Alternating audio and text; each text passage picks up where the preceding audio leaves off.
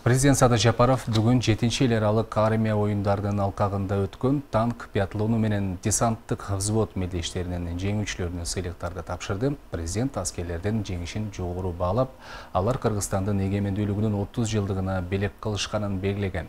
Армия эл аралык аскер оюндары акыркы 7 жылдан бери көптөгөн мамлекеттердин арасында өткөрүлүп келе жатат. Жапаров танкачылар 31 августта эгемендүүлүк күнүндө жеңишке жетишкенин, ал эми эң мыкты даярдыгын десантчылар өлкөнүн куралдуу күчтөрүнүн келечектеги офицерлери көрсөткөнүн айтты.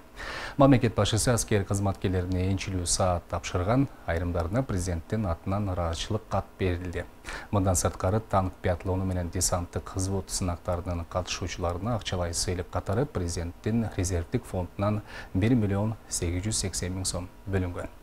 Ауганстандык качкындар Амударияны кечип Өзбекстандын аймагына кирүүгө аракет кылууда. Бул тууралуу жергиликтүү тургундардын айткандарына таянып, Азаттыктын өзбек кызматы жазып чыкты.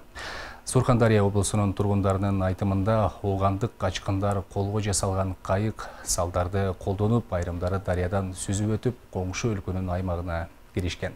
Мурзабад районунун тургуну 12 сентябрда качкындардын кезектеги тобу өтүп, жергиликтүү тургундардан тамак-аш сурашканын айтып берген.